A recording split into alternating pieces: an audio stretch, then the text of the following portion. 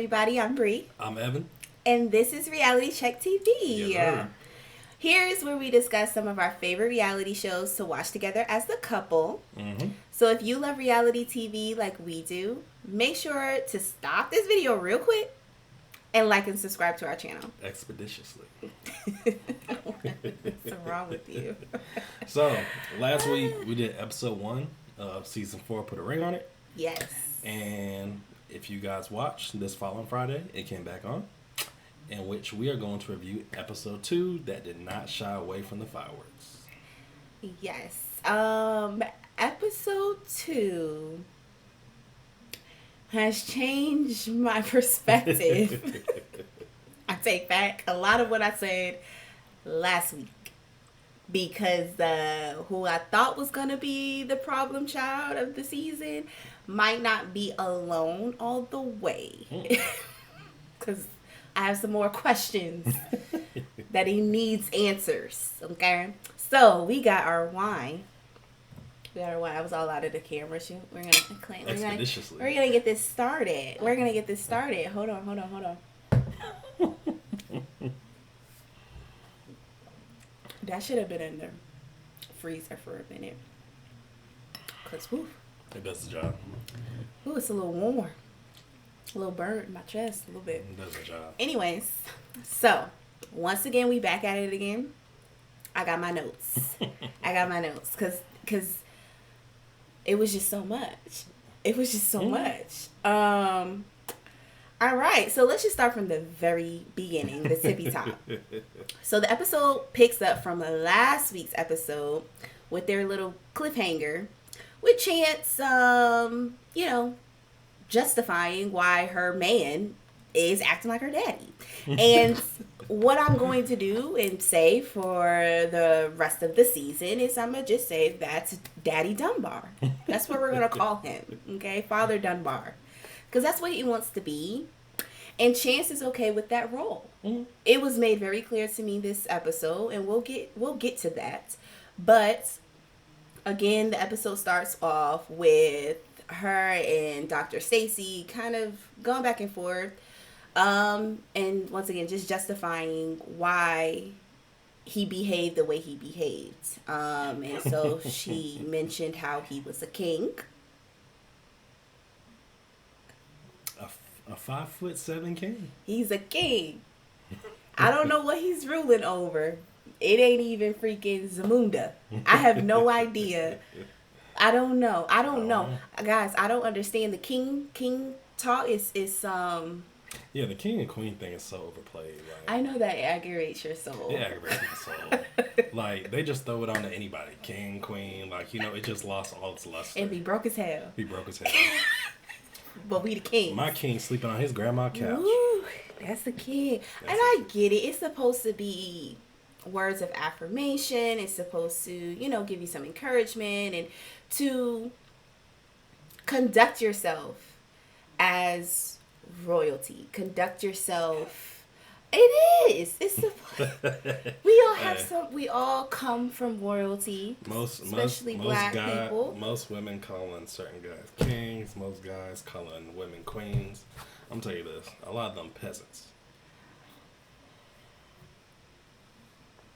We are supposed to conduct ourselves with our heads held high. Have self-esteem about ourselves and, But I find it to be a pattern that the people that we're calling the kings and the queens don't conduct themselves as such. So it's just always fascinating to me. And dudes specifically, they love to bring up how they are kings and they need to be treated as such. And they are and what they mean by that, really, what I take from it is that you just want a woman to rule over. You love patriarchy. That's on you. You know what? Just say that. Just say it. Because that's what it's giving. That's all I'm saying. But anyways, she sees her man as a king. And I was like, girl, you should. Go ahead. Whatever. next? What else is going on? That's what I want to know. Let's move on to the next couple.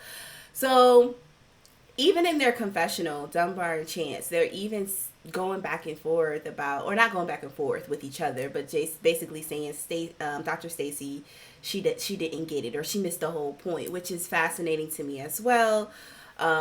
It's just kind of from the very beginning of the episode, I'm just kind of like, why are y'all here? I don't understand, and I think it was in that moment where I questioned it. It was like, like, well, why did you guys even come? And Dr. Stacy's gonna get to that later in the episode, so we'll save that for later. But I just know that was the first time that I questioned what was the point. Why are you guys here? Because it seems like you guys sit from the same stupid juice. So why? Like, I don't understand. It's club. You know, a lot of these people come on reality shows for that 15 seconds of fame. Yeah, we're gonna get to it. So next they went to. Now this time we're gonna get his name right. We're gonna get his name right this time. Jasha. I think last week were we saying Joshua? Yeah, our fault. Jasha. I like that name too. But I like Jasha. I like Jasha too. I like that name. And Joya. It's like, aw. Like, are they brother and sister? Incest. Jasha, Joya. I don't know. Yeah, that would have been cute for siblings. Anyways. So, they talked about her dates. You know, I did love the fact that she called out that, what was his name? Kyle, that she went out with last week. How he spent too much time trying to impress her, that he didn't spend any time getting to know her. And I felt like, I was like, okay, well, she may have a little bit of sense. So she saw exactly what we were seeing as from the viewer standpoint of just, he was just putting on airs. Like he was doing a lot when he first came to their house. So it was interesting that she was able to pick up on that. But there was some qualities that she did appreciate about him. And he does seem like a nice guy. After the conversation went on last week, it seems like he was a pretty decent guy. But it just wasn't going to work for her. And girl, it ain't working for me either. So she's like, I'm going to go ahead and pass. What did you think about her choosing? Oh, by the way, she chose not to go on a second date with him. What did you think about that? I wasn't surprised because it's her first date. You know, she wants to see, you know, beyond this, what else is there, because like I said, Dr. Stacy, she's trying to match everybody up to the best of her ability by what they prioritize, morally what they believe in, things that they have a preference for. So she's trying to match them up to the best of her ability. So I feel like she was just like, I want to see what's the second one's like. Right. So I also have to mention, I loved how Jasha handled the situation. He had a quote, and I did quote him. He mentioned how this was basically a test of the ego. And so it seems like he seems to be pretty self-aware. And that is, to me, what a real man should say and would say in response to this situation, especially a situation that you signed up for. But more importantly, it was very mature of him to have that response. Like, I was like, okay, like I actually really loved his response. And he identified like, yeah, like it's natural, and common to feel a way about this whole my girl going out with another guy. Like, it's totally natural. I mean, this whole show, like we said last week, is weird. I mean, it is like, I mean, you can only say, different. It's just different. You can only say so much. You signed up for it. Like. Right. It's different, but it's one thing to say what you're not going to do, but until you're in the situation, you may feel differently. And so the fact that he was able to handle his emotions and then also pick out how he was feeling, identifying how he was feeling, and then be able to articulate exactly what was going on, I felt like it was very mature.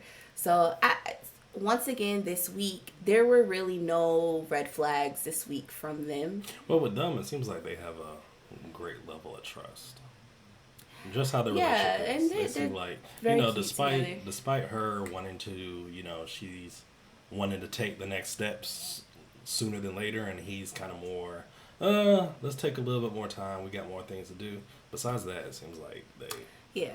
But again, we're not going to speak too soon because they might show their ass next week or this week. Right. So we don't know. But as of right now, they are fine. Not doing too much. Right. So then we switch over to Catherine and Ricky to kind of get her take on her date from last week. Mm-hmm. And she went out with Mark, if you remember. She loved her date, and she reiterated that. She said that she was a good communicator. He was funny. He pretty much checked off all of her boxes. Mm-hmm. If we didn't mention it last week, Mark brought her some flowers on their first date. And Ricky made a comment in last week's episode about the flowers. Like, he was like, oh, like, that was really nice. Like, I don't know. Basically, I don't know the last time I got her flowers. Which I was like, oh. Like, kind of forgot that he even mentioned it. But it definitely came back up this episode. And Catherine mentioned how she placed the flowers on his side of the bed. To remind him basically what he should be doing. And I'm just like, okay, girl. All right. Whatever works for you, baby. I guess that will remind him. I don't know. He seems like a daisical. Like, he's like, oh, it smells good. Well, he kept acknowledging that he doesn't take her out. Or he doesn't take her out as much, I should say that. He said it's been a while. He said it's been a while. He also said that he doesn't do small romantic gestures. Well, for him, he says due to he pays the rent and the bills and pays for everything. Because he takes care of all of the heavy bills. And he forgets the little stuff. And we going to get back to that shit, too, because I want to know what bills you paying for if you living at your parents' house. We're going to get to it, though. We're gonna get there, but staying at the very beginning, Catherine chose not to go on a second date with Mark because she felt like his life and his circumstances matched up too much with Ricky. And it should be going through the same issues. Right. So she mentioned how Mark was also a divorcee.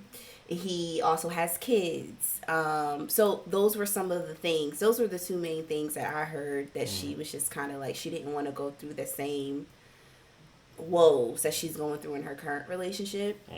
But I do love what Dr. Stacy mentioned because, these are things that I, in my personal life, have to work on as well. And that's just being in the moment and not letting your fear or your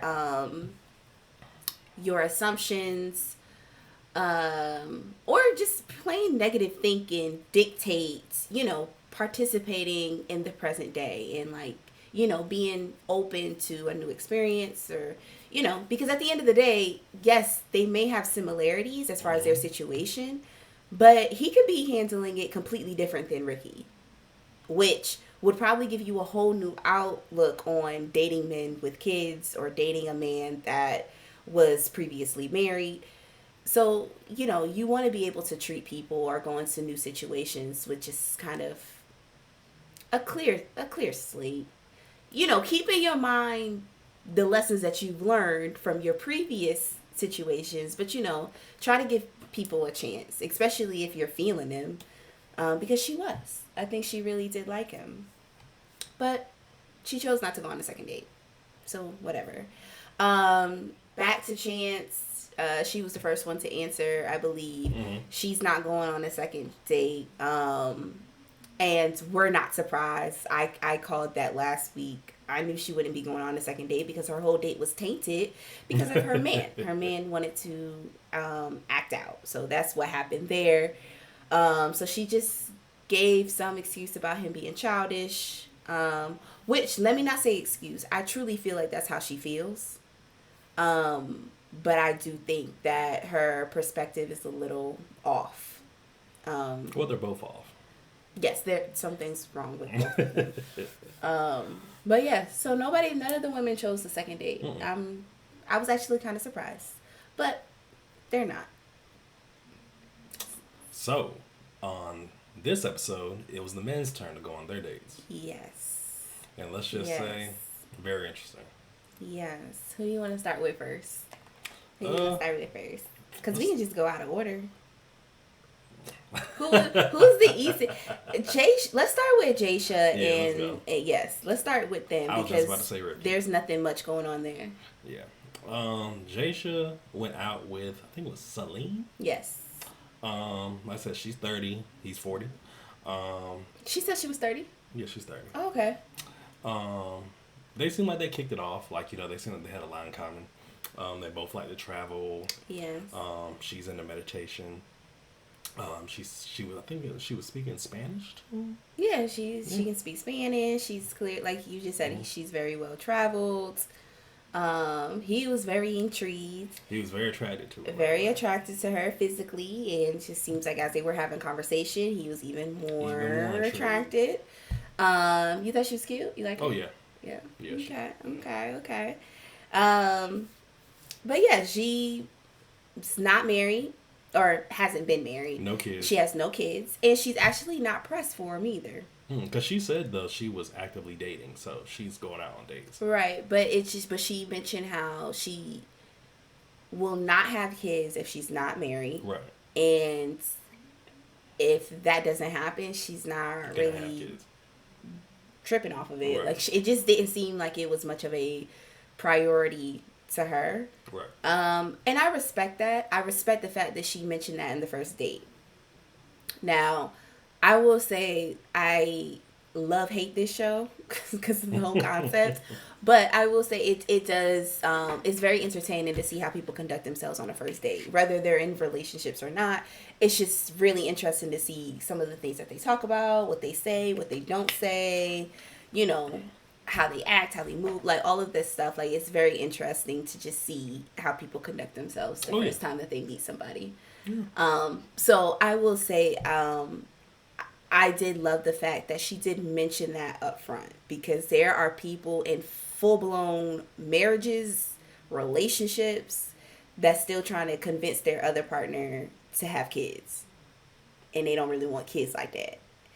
People just need to be honest. Be honest up front so we can just make our decision if we want to pursue a relationship or not. So I appreciated that. And I really hope that she is that way like on regular dates. I think he'll go on the second one with her. I think he's You think so? Yeah. He's very intrigued. Yeah, he really did like her. He really liked her. And Joya, when Celine got to their house, Joya handled it pretty well. And I think it's because she was like, that's my man. So like, and they're just too cute together. But I feel like she handled it pretty well. Again, it's natural for you to have like a reaction to the situation when you're put in this very unique situation. Right. It's a very unique situation. That it's not every day that somebody's coming to pick up your man to go out on a date. At your own house or apartment. It's not a thing.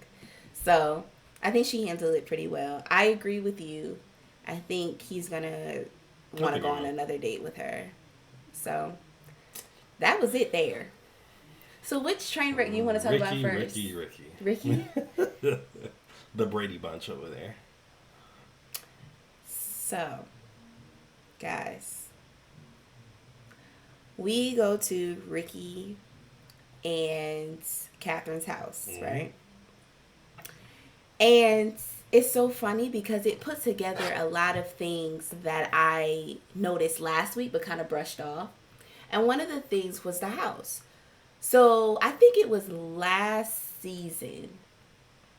Or the season before that, where me and my family, like the ones that watch, we recognized, it was like, yeah, they're not using their real homes. Which makes sense, right? Like these are strangers coming to pick up whoever, right? Like I don't think that they would be using their real homes. Right. But Catherine and Ricky's house looked lived in, right? That's like no shade or anything, but it looked lived, like it was a lot of pictures. Like it looked like somebody's grandma's house. Mm-hmm. And that's like keeping it a buck. it looked like somebody's grandmother's house. It had a whole bunch of pictures.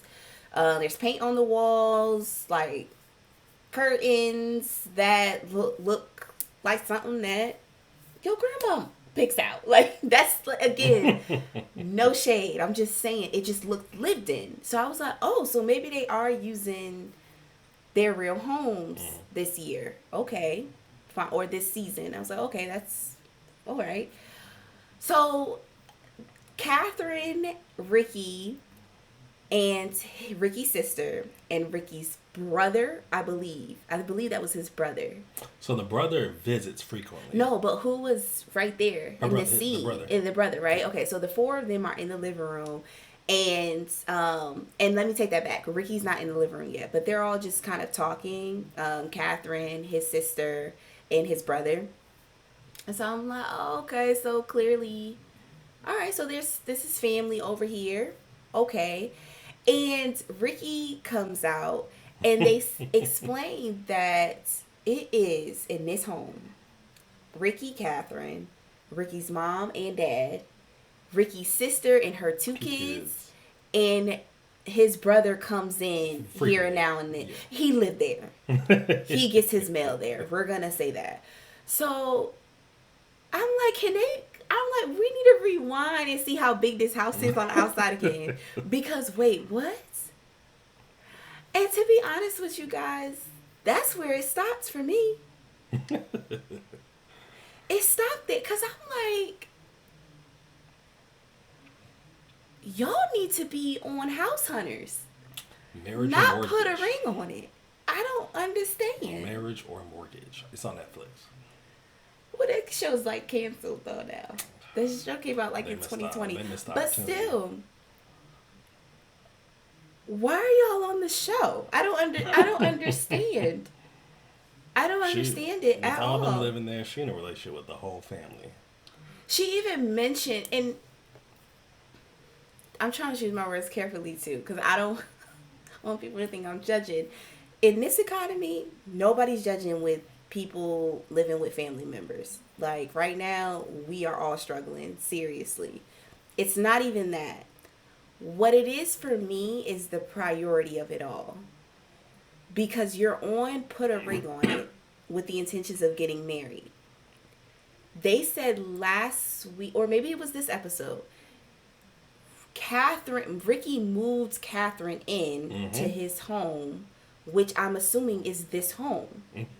He needs to further explain this dynamic. So, like, is his parents sick, and he's taking care of his parents? Because what I think for him to move her, what I think happened sequence wise is I think he moved her in, and the family came after. You think? Yeah.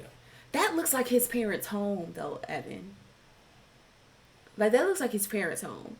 Maybe the sister and her kids, but that's his parents' home, and it looks like somebody's parents' home.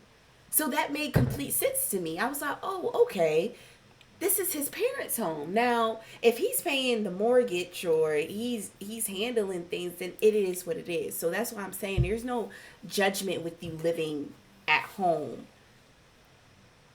to a certain extent. But it's more so I'm questioning, why is the priority to get married when the priority should be them living alone together? That's my question. Like, well, we got more episodes to go because Ricky, despite him having cold feet again, married again, and taking that big of a step, I mean, he hasn't vocalized it yet. He may vocalize it later, saying he has things that he wants to do before doing that again. Like, he may talk about his living situation more, or whatever situations he has going on, which led him to having that type of household at the moment, but I hear you, but I still don't feel like marriage would be the priority. Well, it doesn't seem like a priority to him right now because he's taking his time. Well, you're on a show about putting a ring on it. I don't understand. So that would mean that it's a priority. You're trying to get to this point. Yeah. I don't know. It was just, I would love some more context. And I'm pretty sure we're going to get that as the episodes unfold. But that was the main thing that stood out to me. It was just kind of like, not so much that he's living at home, but the fact that the priority is marriage, when I just, they should be knowing what it's like to live on their own as a couple. Catherine even mentioned how his family interjects into their arguments. But not surprised. I'm not either. And that's why I'm just like, it's extremely important for a couple to live together first, or to have that time by themselves, even if you don't live together, right? Like, I understand also people's belief. I guess people still feel like people shouldn't be shacking up. Yeah, that's Whatever. Yeah, I feel like that's such an old mindset, but whatever. Let's say that that's the case. Then my thing is, as a man, I should be able to see that you can still take care of yourself. By having your own place, taking care of your own bills. And same thing for women too. If men feel the same thing, they want to see that a woman can be able to take care of herself. I think these are that's gonna just common things that you should look for before talking about marriage. That's just my thing. I even say getting in a relationship with. That's my personal standard for me. But I'm not even saying that. I'm just saying, before we talk about marriage, let's talk about this apartment that we need to get. Like, that's what I'm on. But whatever. So, who did Ricky go on his date with? Her name was Sheila. Sheila is 35. Ricky is 34. Sheila came up to the house. She was very cute girl. She looks younger than 35. Like, I would have gave her like 28 or something. But she looks fairly young. She, like I said, she's very cute. Another thing that stood out to me that I didn't catch last week, and I don't know how I didn't catch this. Catherine made a comment about how Sheila came up and she had on her, like, her freakum dress, and she was wearing sweatpants last week. And it's like, oh, why did you wear sweatpants on your first date? Like, why'd you do that? Like, I didn't understand it. And she said it, and I'm like, well, why did you do that? I don't understand that. Why? Did she do it for Ricky? Probably I have so many questions didn't want for him them. to feel no type of way, so she wanted to dress down. Well, he dressed up, I guess, in her eyes. Whatever. That was weird to me too. So, yes, Sheila has never been married, doesn't have any kids. So they went to like this Caribbean restaurant. Everybody went to restaurants this week, just like last week. Everybody just kind of went out to eat. And they're talking. Ricky seems a bit shy to me, but she was able to get some responses out of him. And then that's when the conversation took a very interesting turn. We got some more context on Ricky and his situation. And he even said in his confessional that he was coming into this date so he can get pretty much a different perspective on his situation with Catherine. So he pretty much gives Sheila this scenario that has already happened, clearly, where I guess his baby mama is in entertainment or something. She does something, and nightlife. Right. It just requires her to be out at all hours of the night. So he goes to her house to watch their kids, and he ended up having to stay the night. And Catherine felt a way about it, or has felt a way about it. And I don't know if this has happened once. No, twice. I thought he did say this is just a thing that just happens depending on her schedule. Okay, so this is a thing that happens often. Once again, I have a question. So you got this house with your family. Your whole family is living in this house. Why can't the kids come to Mimi and Papa's house? I don't understand. And play with their cousins. Because their cousins over there. No? He says he sleeps on the couch. No? Why couldn't... I need some more context. We got more episodes to go. I need some more context. Hopefully we shine light on it. Okay. All right. Well, that was them. How did you feel like the date went? Crickets. It was like non. It's like it just felt like she was trying to drag stuff out of him, and he was just sitting there like, You think so? yeah, He seemed into her though, but I think physically. I really didn't get too much from him. I don't know. You think he gonna ask her on another date? No. Okay. So, what is your feels about Ricky as a whole? I want to give a couple more episodes to get more context in them. Like, I want Dr. Stacy to sit down with them and dig in them. Because I feel like more will come out. I want some. And their time is coming. Their time is coming. I want some more info too, because right now I'm just seeing a lot of things that's making me kind of squint my eyes. Yeah. Like, I don't know. It's just really confusing. So, let's get to our favorite couple. Chance and Daddy Dunbar.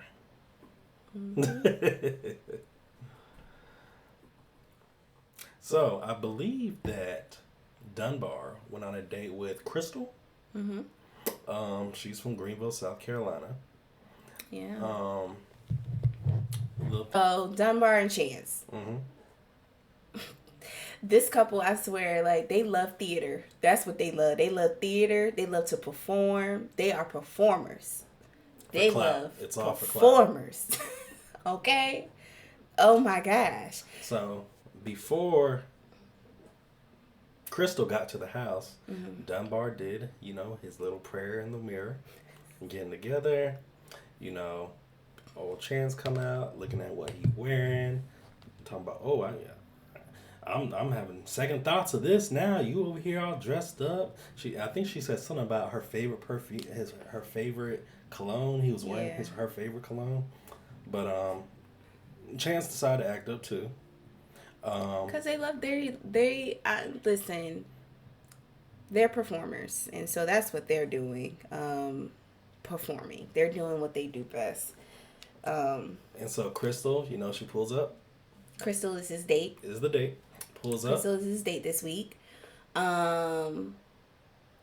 First and foremost, I don't know what she was wearing, and it was bothering me only because of the top with the skirt. I didn't understand, but she was still cute. Dunbar. Oh, you thought she was cute? Yeah. Oh, okay. All right. Well, Dunbar answers did he answer the door? Or Chance answered. I think Chance answered the door. Chance answered the door. And he immediately comments on how she's not, he likes her outfit because she's not revealing. She's covered up. And she's covered up. This I cannot. I cannot with Daddy Dunbar. Anyway, so here goes Chance. She's performing. She's sitting on his lap, having him hold him tight as she's asking her, what is she looking for in a relationship? What is none of Chance's business. What is her characteristics of the men that she likes? What did you say? Which is none of Chance's business. Well, I mean, I guess so, because she going out with her man, so I guess. I don't know. It was very tiring. It was extra. Chance wanted to go with, though. She wanted to be a triple date. Chance wanted a moment, just like he wants a moment. So I'm just, at this point, I'm just really not taking them super serious. And it's something about Dunbar, and I can't put my finger on it, but it's some type of energy with him that I don't like. And it continues. There's little droplets of proof of that, of why I'm feeling this way. But whatever. They leave. They go on their date. And here she go.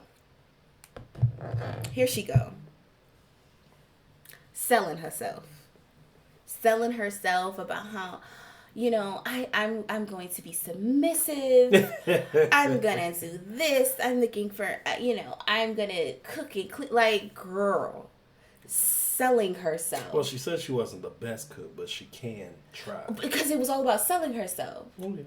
Tell me that whole conversation, it was so cringy. The whole conversation to me was more of her selling herself to this man that she does not know, versus her just being on a date, knowing exactly who she is, trying to get to know him trying to get to know her. It was more of pick me. She was giving pick me.